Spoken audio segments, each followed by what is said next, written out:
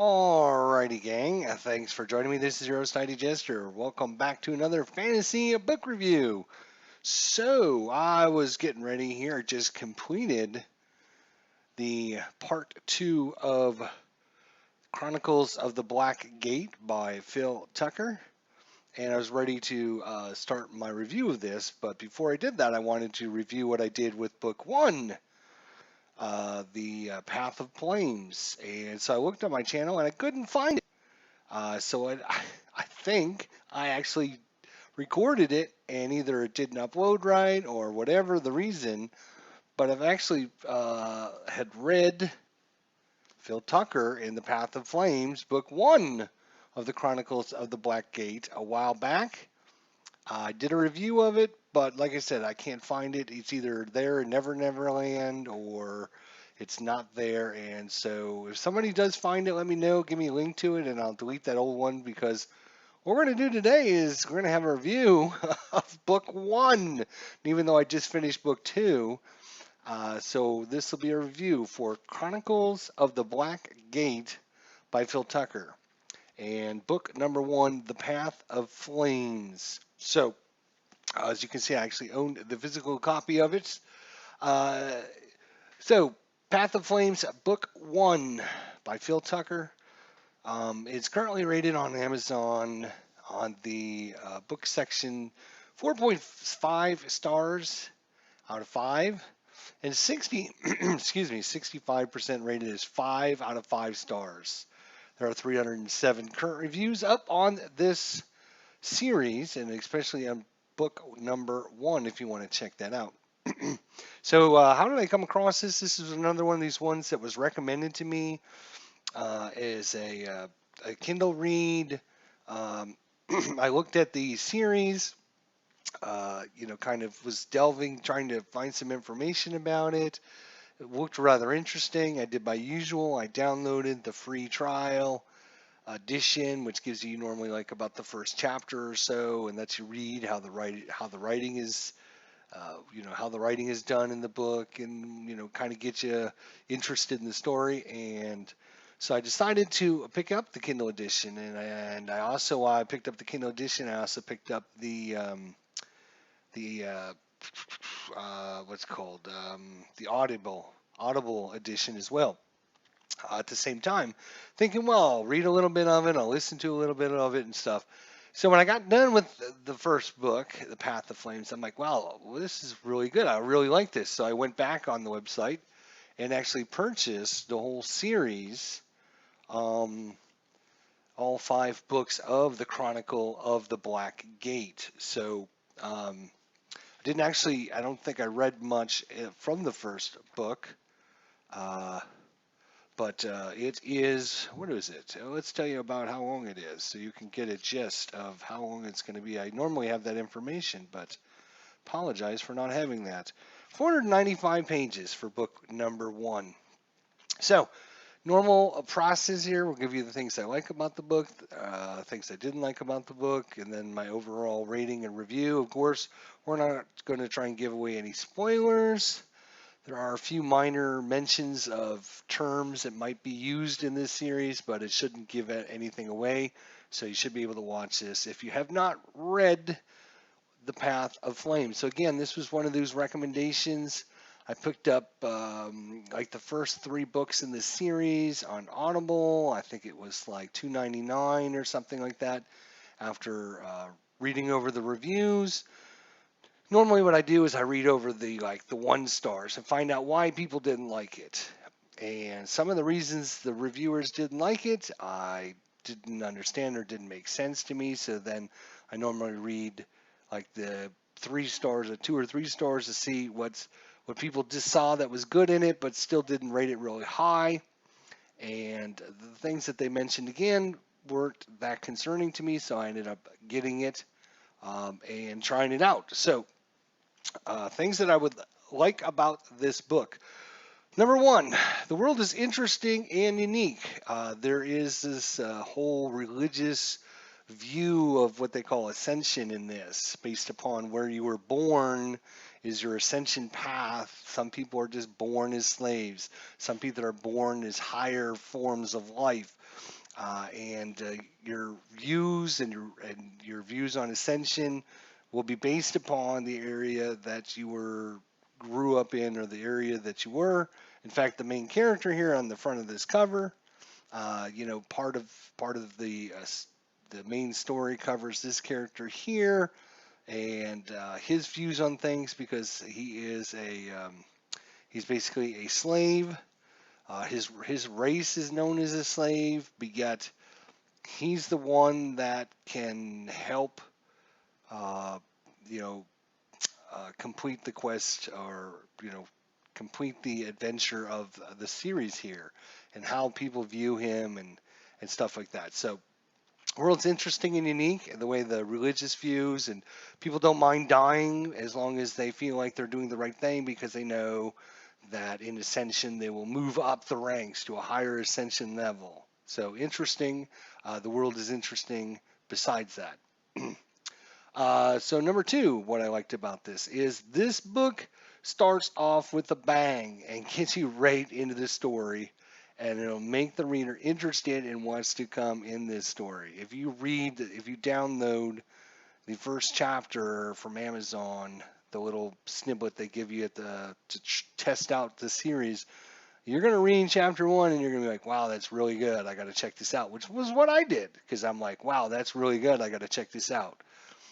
So I would definitely recommend, if you don't know about this series, you're interested in what I have to say about it, download the free download chapter that they give you on Amazon and read it for yourself and see if it's something. But man, it starts off with a bang and it gets right in the story and ready to go. It gets you going.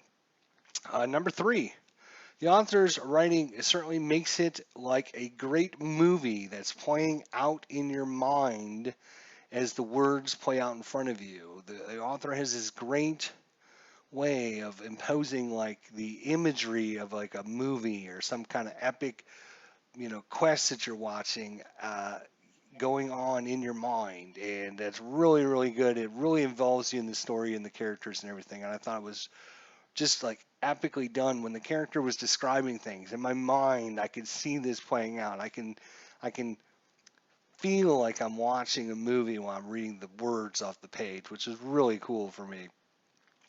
Number four, this book is a hidden gem, one that you'll be happy to read, knowing that it's a great value and is still super good quality, right? So, not a well-known name as far as I know, Phil Tucker.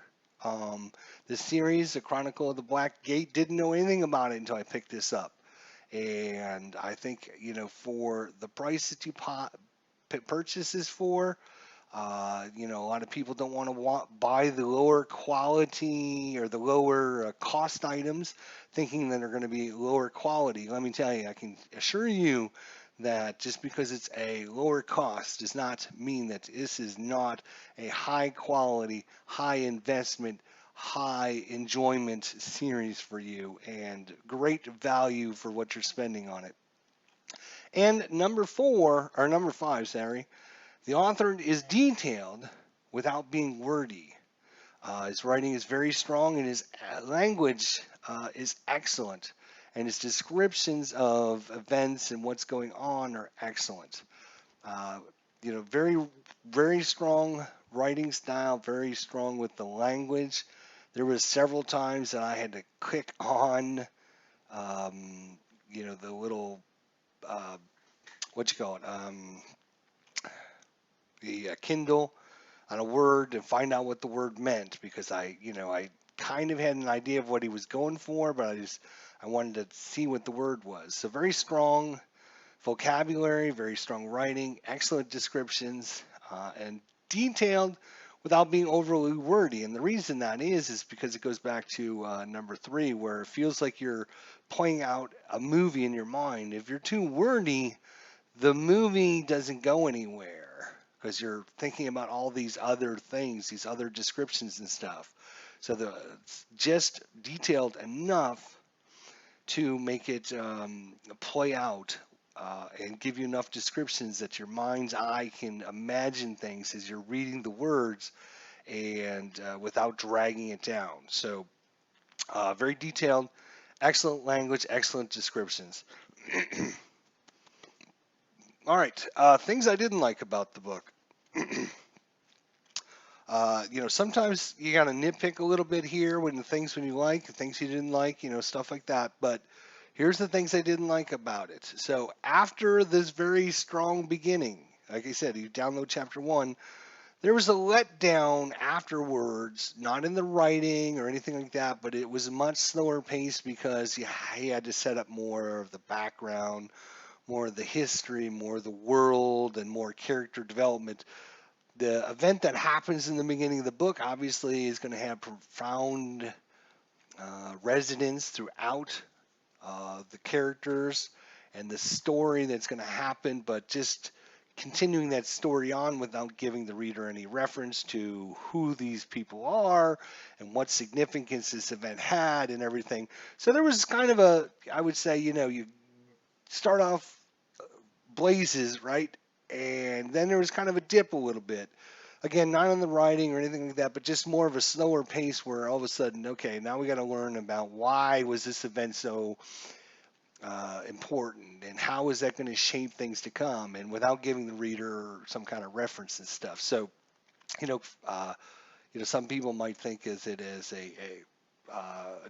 you know, I don't want to say a negative, but it was certainly you kind of read the first couple chapters and you think, wow, this is, something, and it's going up like a rocket ship and it's going to just keep going and keep going and keep going. But obviously, because of the pacing of the story and the world, descriptions and background and the setup for the story and stuff, there is some, obviously you have to have that. So, I mean, you can't, it's not a negative thing. It's just, um, some books are slow build-ups, build up, build up, build up, build up until the big climatic thing at the end, right?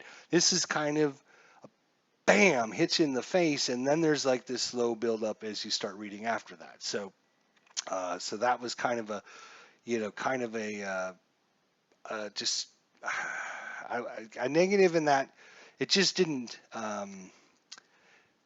It's not that it didn't hold my attention or anything like that. It's just more of the background stuff wasn't as interesting when this event that happened was so monumental and so interesting right off the bat. It's like, oh, I want to, obviously you want to find out more about the background, the history, and the story, and the characters, and all that stuff.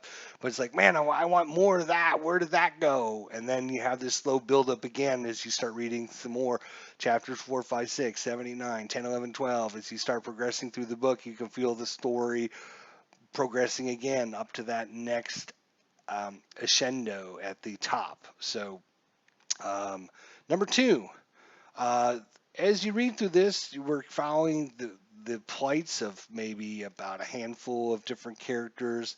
I would say there's probably 4 or 5 main characters, a few main side characters.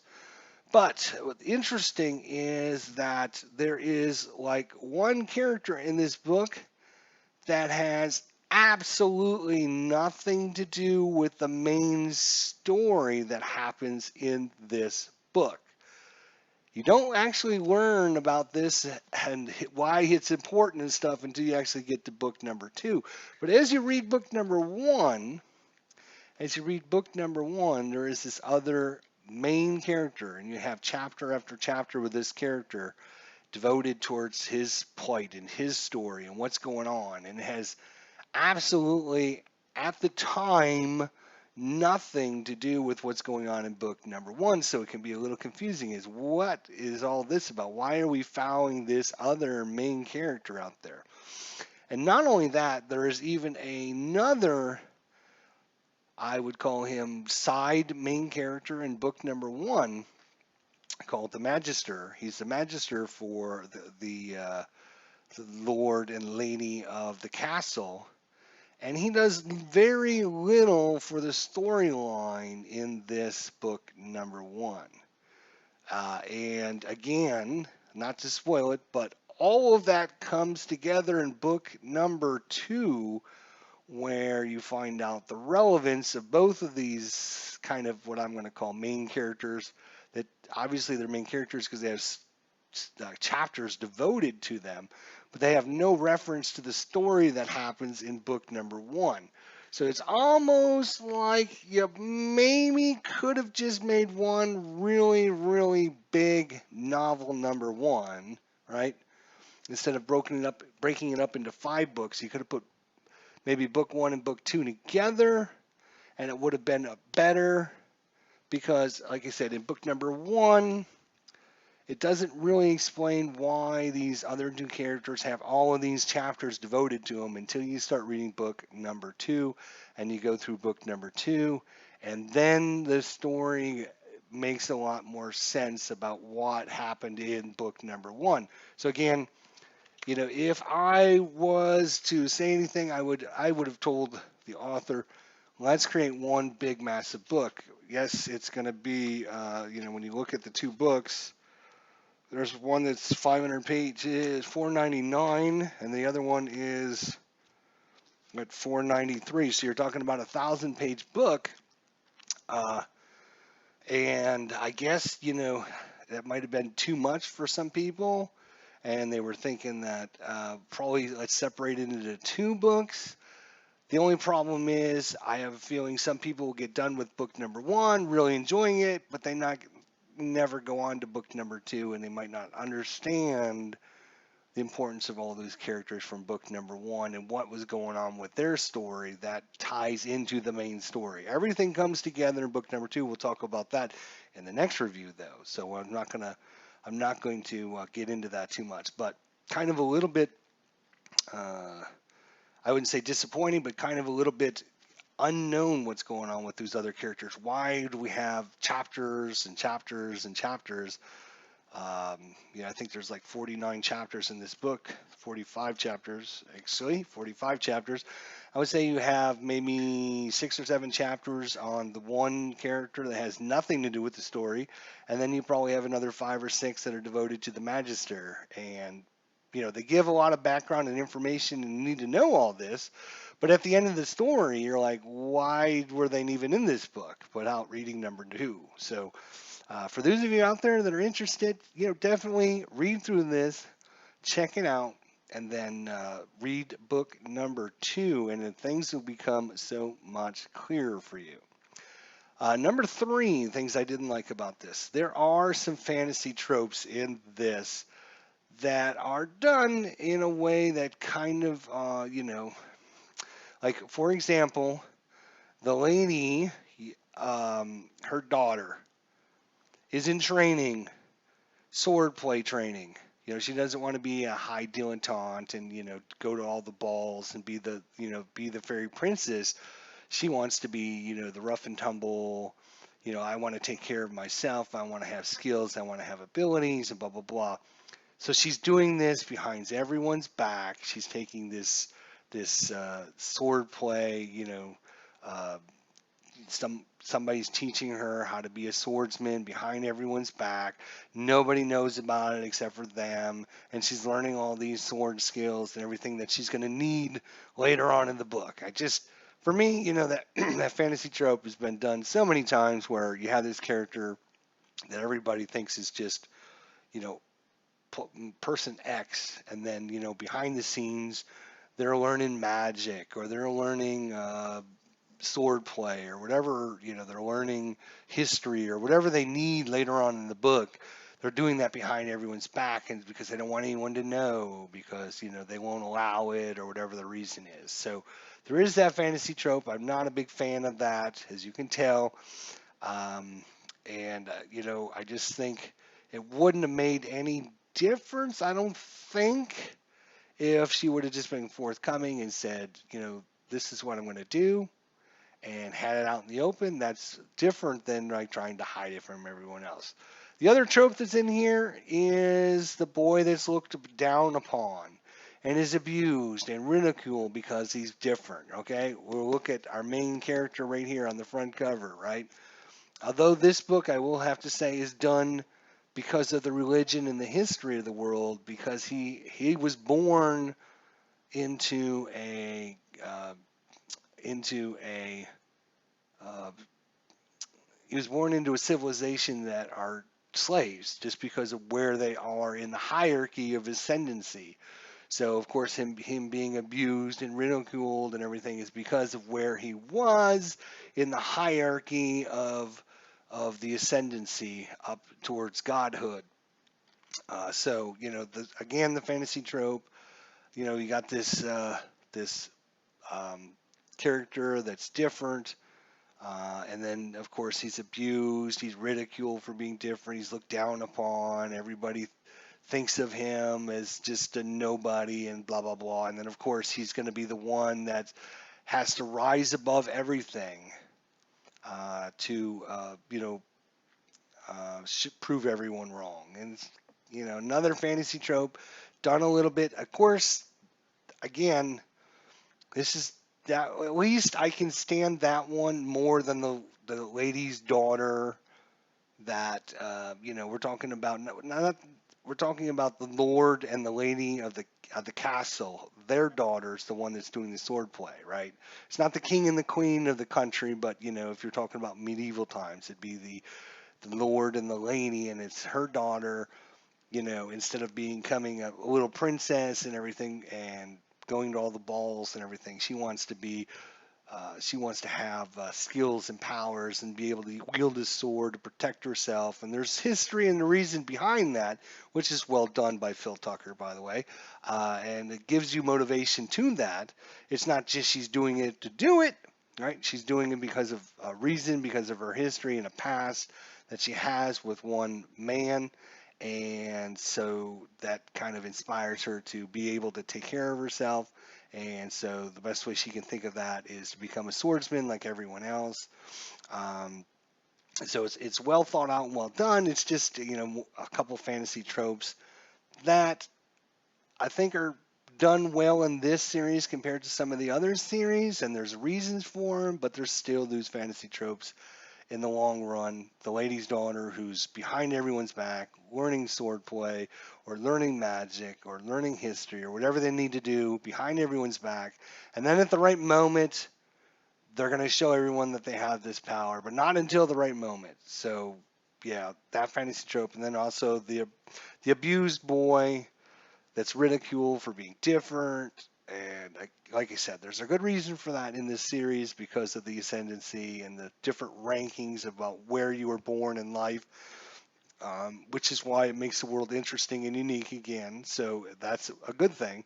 But you got that part of it. And of course, he has to rise above all that. He has to rise above the prejudice.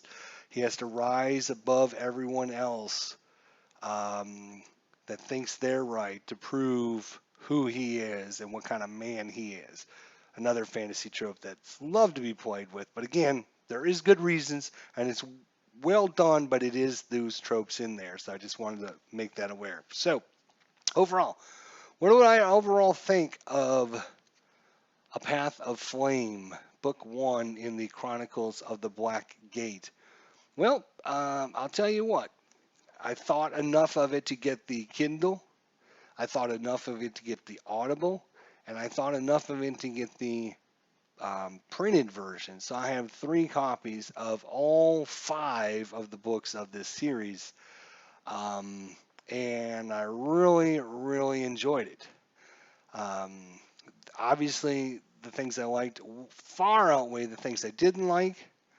The writing was excellent. There are sections in this book that are kind of story and progressing the plot and things like that, but they're all done so well that it also continues the reader wanting to go forward. There wasn't really, downtime there's always things going on and how things viewed. After this major event that happened, then everything affected all the other characters and the stories. Um, I think it was really well done. Uh, as I mentioned in the beginning of this review, it's rated as 4.5 stars out of 5 on Amazon, 65% rated 5 out of 5, 307 reviews. I'm going to rate this one a 4.3 stars. I'm going to be a little bit more judgmental than those other Amazon readers. I still think it's really, really good. Well written. There are, like as I mentioned, there is some really good moments in this. They will catch you. They will hold on to you. If you enjoy reading and having that um, mind's eye experience of being able to put it down into like a movie that's going on before you as you're reading a story, you will definitely enjoy Phil Tucker's The Path of Flames. This book really wants the reader to enjoy the ride with it, and it shows in the writing and how well it's done. And you will experience a great ride as you go along. There are some lower parts to the book and some fantasy tropes that I didn't like as much. I think they could have been woven in the story a little bit differently, but they're not that bad for the reasons I mentioned. There is some history for why this girl was doing it behind everyone's back. There was a reason for this character to be abused because of his nationality and where he was in the hierarchy of the ascendancy. So there is explanations well done to this, and the fact that some of the characters in this book are not fully engrossing the reader. They seem like a side. There's like these several side characters that seem to be involved somehow, but they never affect the main story. Well, those don't come up until we go to our second book review, and they will be mentioned quite a bit in our second book review, The Black Shivering. And we'll talk about that in the next review. But so some of that can be a little confusing to some readers out there. But overall, I think it's a great, great start to an epic fantasy adventure. It's really well done, and don't think the lower price means lower quality, especially for the Chronicles of the Black Gate. It is a exceptional series. It is really well done. The books are excellent. I would highly recommend you to pick up a book or two of the series, as well as both the audio and the uh, uh, the Kindle. Um, you can pick up the first three: The Path of Flames, The Black Shivering, and The Siege of Abythus.